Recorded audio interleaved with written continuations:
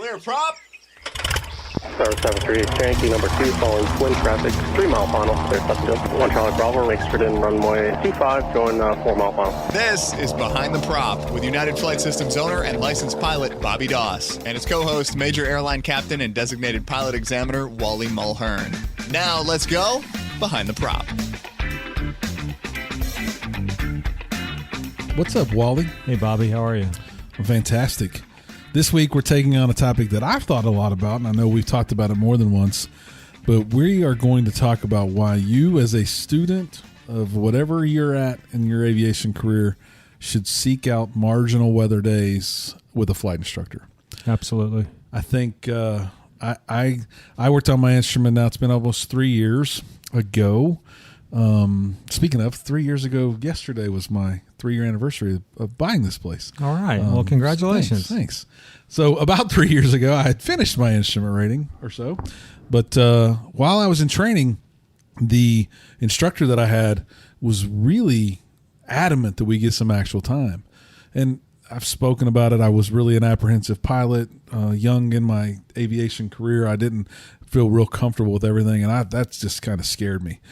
But I think the fact that he was so adamant that we do it and that we got it while I was training for my instrument was some of the most invaluable time I ever got. I believe when I took my check ride with you, I had something like 8 hours of actual time, which to someone listening who's not there yet might think that that's like nothing. But how many hours do you have to have, Wally, to take your check ride in actual conditions? 0. Wow. 0 actual time to qualify for an instrument rating. You got to have 40 hours of instrument time, all of which can be simulated under the hood, wearing a goggles or whatever view limiting device you choose, and some of it can be in a simulator. It's, I use the little analogy of, and this is not really totally accurate, but if you wanted to someone to play football, you wouldn't teach them how to play basketball and say, "Here's the ball, go play football." You'd actually show them how to play football. A better one there might be, you don't do all your learning playing flag football and then go play Division I tackle football. That's probably a better way of putting it. That's probably a much better way of putting it. Of the instrument check rides I've given, I don't know, well over 100 instrument check rides over the last several years. I'd say 30% of my check rides are instrument check rides. So if I do the math, that's about 170 instrument check rides. I would guess that out of those people, and this is a very informal poll, but I would say 50% of those people have 0 actual time. God, that's crazy. I would say with my private pilot candidates, I would say 95% of them have 0 actual time. And that's a different deal. It's a different situation. A private pilot, non-instrument rated private pilot, if they're doing their due diligence, they're not going to get in a situation where they're in actual, but it could happen. I mean, we are required to get 3 hours of instrument time. We are required to evaluate it on a private pilot check ride. It's all done under the hood or using a view limiting device. But to that point, would you think that getting an hour of actual would be good for a private candidate? Oh my gosh, yes, absolutely, because why? I tell private pilot candidates that if they are in actual, it's an emergency. No question. It is an emergency situation, and they need to tell ATC about it. That they're not instrument rated, and this is the situation that they're in. You need to let people know it's an emergency situation. That's one reason why we concentrate on standard rate turns. We're doing everything slower in instrument conditions, especially for someone of limited experience. So for a private pilot candidate to get a little bit of actual time, even just half an hour, 0.5, I believe is invaluable. No doubt. And it's doable. I think what we collectively probably haven't done a good job of as an industry or as a career possibility is to drive that home. We focus on these rules that we have to accomplish, and we do those things. Let's take it to the next level. Seek out that marginal weather, even as a private student, and get a little bit of time, because it will change your mind. I think I asked people that have worn foggles and had actual, how different is it? Most will say it's not even the same thing. The foggles and the view limiting devices don't really do justice to what actual time is really like. Right. When you get in the clouds, and I remember my first time we were taking off 17 right, it was about 1,000-foot day. We were turning right to go towards Coulter Field was where we were going. And so that's probably about 100 to 190 degree turn, maybe. Well, not even that. It's about 100-degree turn. It's a pretty big turn. And we were in our turn, and we got in those clouds, and I just remember that the instruments looked backwards. You know, the artificial horizon looked like it was pointing the other direction. I don't know why my eyes just sort of flipped on me that day, but I remember really being disoriented, and I think it's because I know it's because your eyes and your brain can no longer work together. Even when you have foggles on, you see a little bit of ground sweeping by in the windows, your brain's able to calculate what's going on. But when that all turns the same shade of gray, there's nothing your brain can do to fix what's really happening in your inner ear, and you just instantly start feeling weird. Right. And we, there's countless number of accidents where we can talk about where this was an issue. I mean, probably the most famous was John F. Kennedy Jr. Crashing into the water. I don't know. That was around 2000, a long time ago. Yeah, something like that. It's my next episode on air disasters, by the way. It started, whenever I finished, it started showing the previews of him in a Saratoga. Right. That went down, and it'll be a good watch for sure. Right.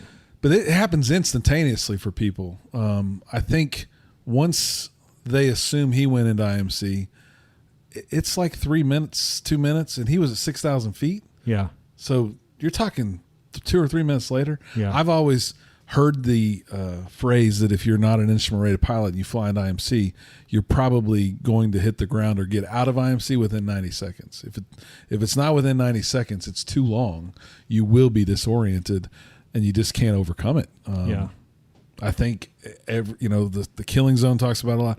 Most of these people are pulling up when they're pointing straight down at the ground, right? They're just making it worse and worse and worse. Right. So it happened this week at this flight school.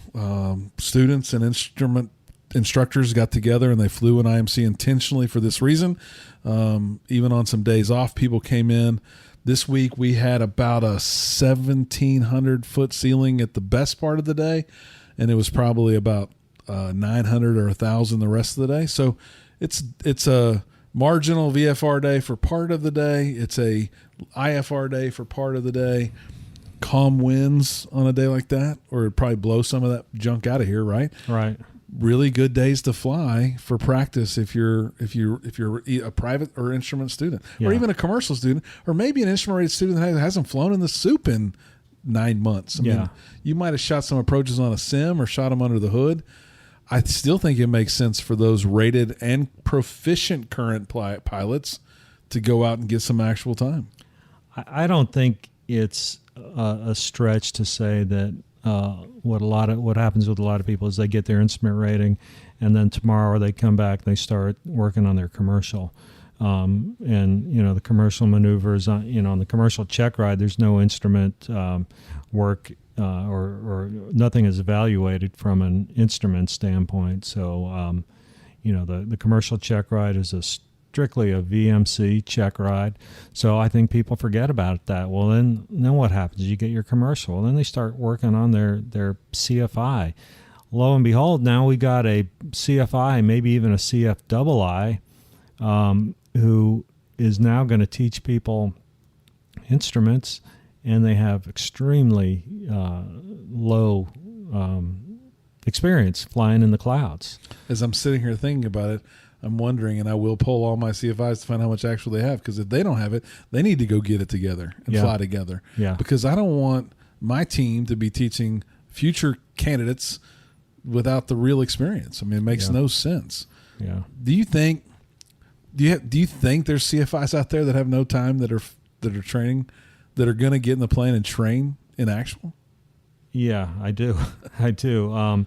And some of it can be geographically related. I mean, people who are maybe out in Arizona, maybe it's tough to find a bad weather day. That's true. But I happened to be sitting at a flight school. It was not this flight school, but I was sitting at a flight school probably a year ago, and I heard one of the CFIs. I overheard them, the CFI talking, and the CFI was a little bit concerned because they said that they were about to have their first instrument student and that they only had 0.2 of an hour in their entire logbook of actual instrument time. 12 minutes. 12 minutes. 12 minutes. That could have been 10, but we'll give them the benefit of the doubt. Exactly. I mean, think about it. What is there in life that you're proficient and competent at that you've only done for 12 minutes? Nothing. Yeah, exactly. Wow. Yeah, that's a shame. And I think, here's what I know. When I was a private student, and I don't think when I was about to take that check ride, I don't think I was ever thinking about that I was going to go right into my instrument. And I didn't go right into it, but I don't think I even thought I was going to earn or try to earn an instrument rating. And I can think back to those days and thought, there's no way I'm going to get into low visibility or clouds. Like there's just no way. So I don't need to practice this because my personal minimums are X and Y, and I don't have anything to worry about. Right. And I'm assuming a lot of private pilots probably feel that way. But all these accidents happen because it happens when people said it would never happen, and it happens, right? Yeah, I can, and I'll bet you JFK thought that too. I'll bet he had that same mindset. It sounds like, the things that I read, sounds like he was a conscientious pilot. I happened to be flying the day after that. I believe that accident happened on a Friday night.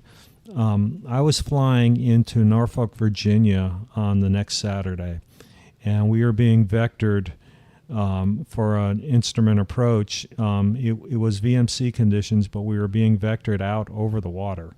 And I just remember talking to my first officer and saying, my gosh, look at this. I mean, you could see absolutely nothing. There was no horizon. The water blended in with the sky. It was just, and I don't even want to say it was gray. It was almost a brown that particular day. And we were discussing that, and we went in and landed. And when we landed, we turned on our cell phones, and we got updates that he had died the night before. And we were just thinking, wow, I could see that happening. It will sneak up on you, could sneak up on you. I had an experience as an instrument student flying on a VFR day where, and I don't think all students recognize this, we have a rule around here where a private student can't take off in a temperature dew point spread of 4 degrees, which is close enough to where moisture can get in the air and it cause a less than ideal visible day, right? So, but if you fly on a 3 or a 2 day where it's 2 or 3 degrees of the temperature dew point spread, when you get to about 500 feet and you look off into the distance, you can't see much. Right. I mean, yes, visibility is 10 miles, but when you're looking 50 miles in front of you, and that's all that moisture in the air on that long distance kind of blocks your view. It's a very different way of flying. Yeah. And I got up above some of that, and I think the temperature dew point came together again on those days where you wake up, it's clear outside, and then that fog just gets real dense where those two numbers end up matching. And it was below me that it was all foggy, and I would have had a real hard time landing if I was landing at that point. Yeah. And again, I was adamant, I'm never going to get in this situation. I'm never going to be in this situation, right? Right. But I don't think we can control the weather on good days, and we definitely can't control the weather on bad days. Yeah, I think having the mindset of, well, that wouldn't happen to me. One thing I talk about on briefings on check rides is we spend a lot of time talking about fuel and personal fuel minimums. And one thing that comes up is I talk about the number of fuel-related accidents that there are, and the numbers are staggering. The number of airplanes that crash due to a lack of fuel, and I'll ask the applicant, I'll say, how many of those people, what percentage of those people that had these fuel accidents do you think really woke up in the morning and said, hey, I think I'll go run an airplane out of fuel today? And of course the answer is zero. Nobody is thinking that. So you gotta be in the mindset of, yes, it can happen to me. You can get boxed into a corner, and because the visibility doesn't go from 10 miles to 1 mile, instantaneously. It happens slowly. It just slowly starts to deteriorate, and next thing you know, you're in very reduced visibility. Well, that's a good question. Which to you do you think a young pilot needs to be thinking more about, the ceiling or visibility? I would say the visibility. No doubt. Yeah. And I don't think we're taught that way, though. If you think about what we think about, okay, yes, visibility does come into play in IFR and VFR, but we're thinking ceiling almost all the time as a private pilot, because why? Right. That lets us practice in the pattern or not practice in the pattern for more than not most of our private career. Right. So we keep thinking 2,000, 2,500, 3,000. We think ceilings more often than not.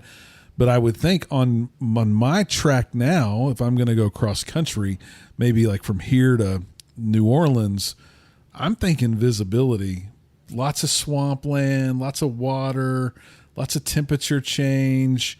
Could be on one side of a cold front or going to the other side of a cold front. Lots can happen.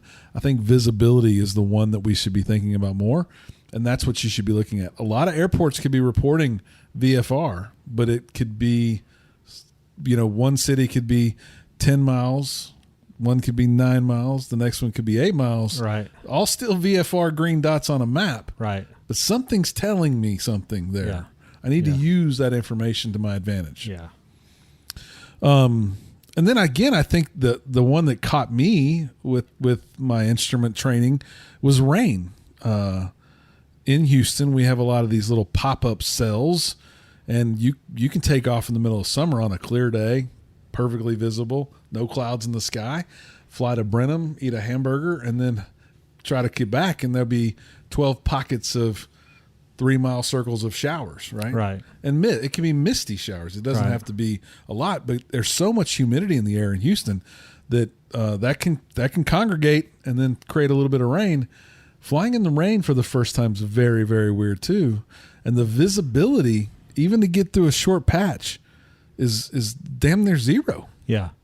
So you better have your wits about yourself and know what the instruments are saying. If you ever happen to get into a little bit of drizzle, it can be just as bad as a really big cloud for sure. I do remember my first time to fly into rain. I just remember the sound. I remember hearing it and thinking, what in the world is that? It sounded like the windshield was cracking. Yep. That was my first thought. So there's lots of reasons, but the ones that I'll point out, one, it's the experience. If you don't have the actual, go get it, and you'll be shocked at how good you get. This isn't for the person that's never done it. It is, but it's not just for them. If you have 10 hours actual, but you don't have any in the last 5 years, go get some. On any case you can.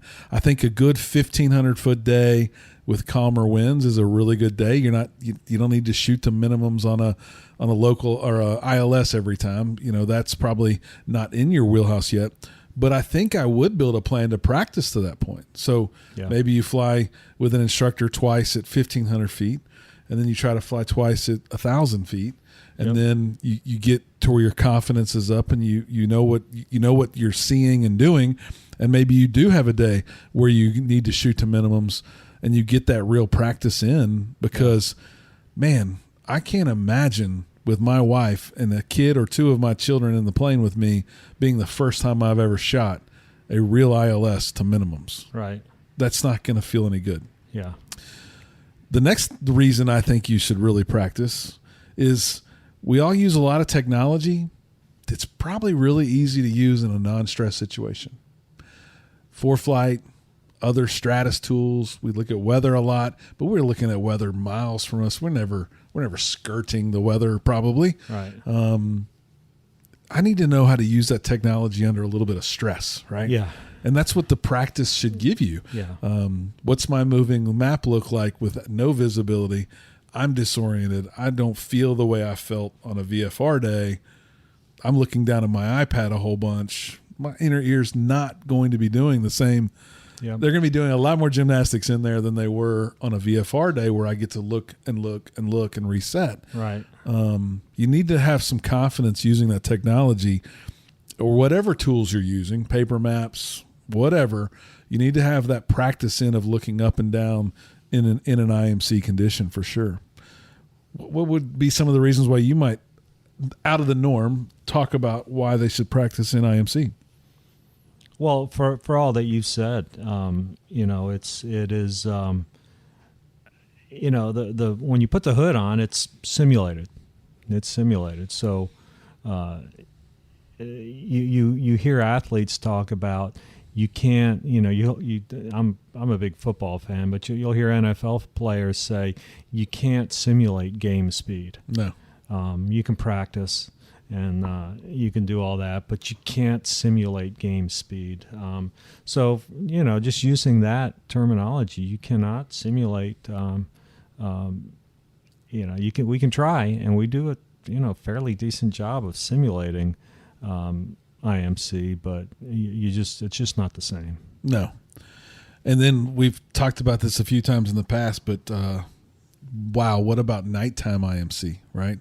Yep. That is a game changer in the world of what could be going on when you're in the clouds. Night is very different. The strobes, if you have the strobes on, I did it once with my wife, and all I could think about was that Exorcist show where there was some devil out on the wing in a commercial, the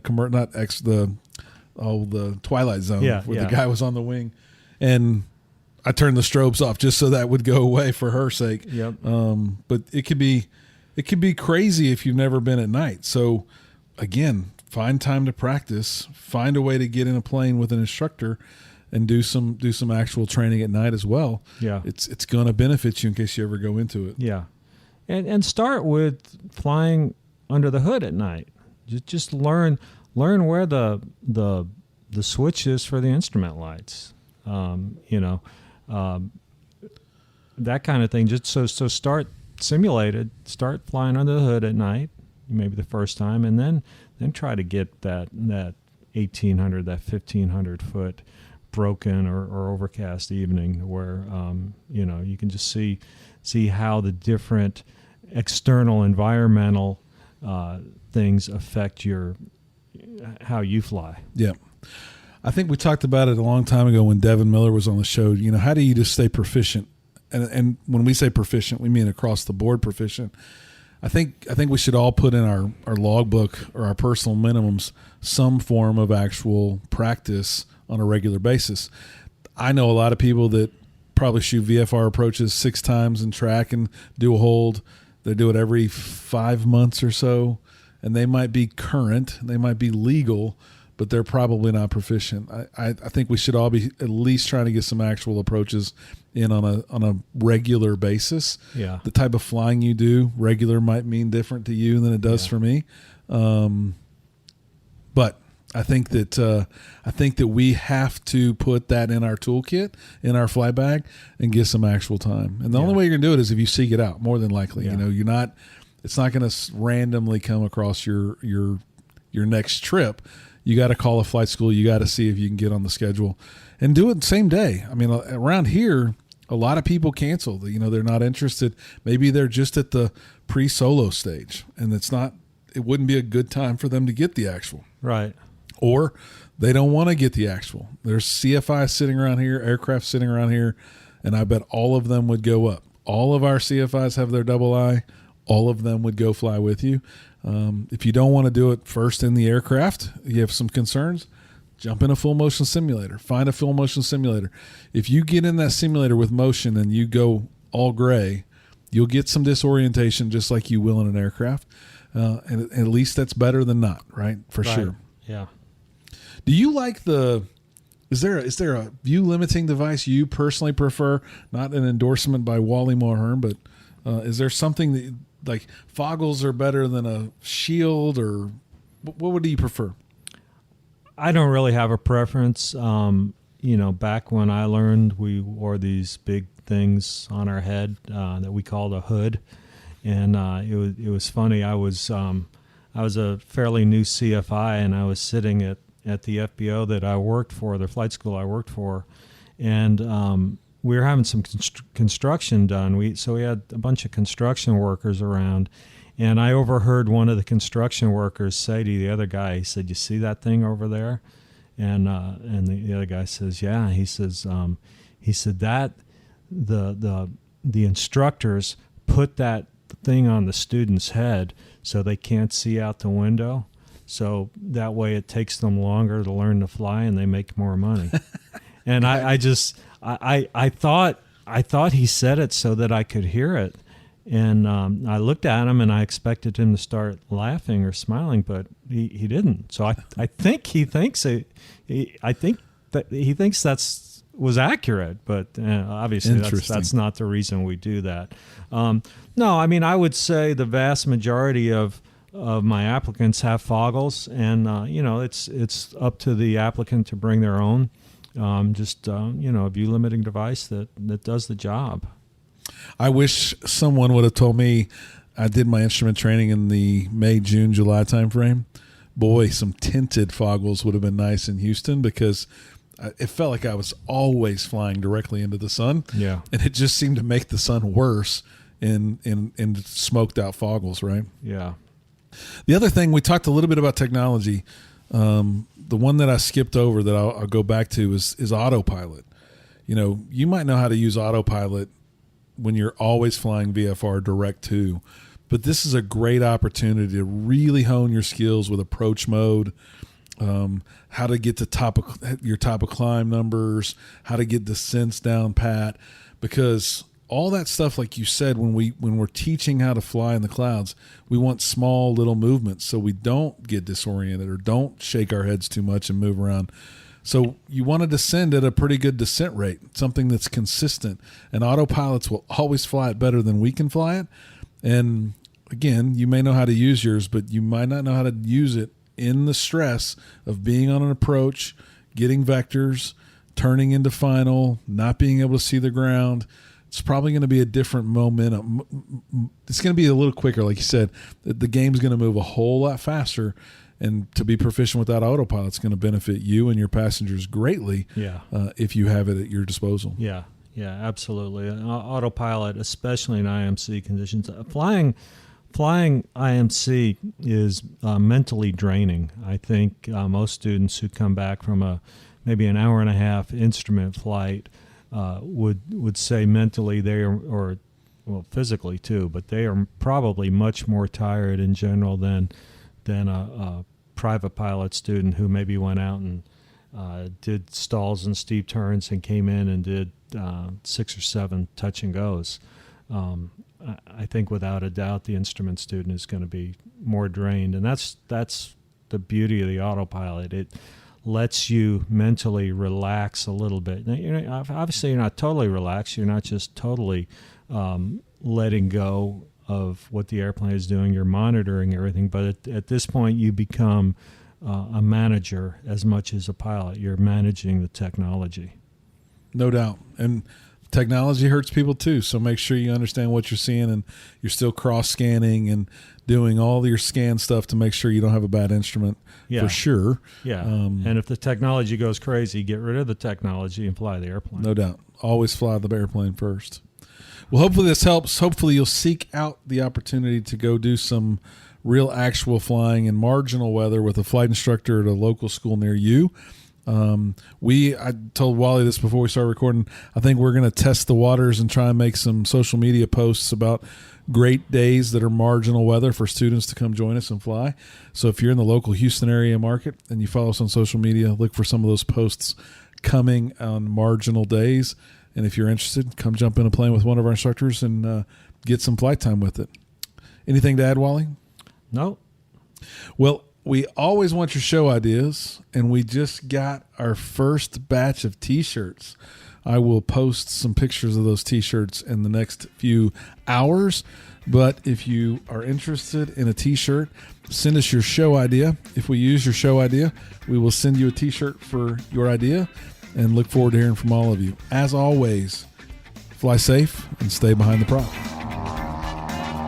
Thanks for checking out the Behind the Prop podcast. Be sure to click subscribe and check us out online at BehindTheProp.com. Behind the Prop is recorded in Houston, Texas. Creator and host is Bobby Doss. Co-host is Wally Mulhern. The show is for entertainment purposes only and is not meant to replace actual flight instruction. Thanks for listening, and remember, fly safe.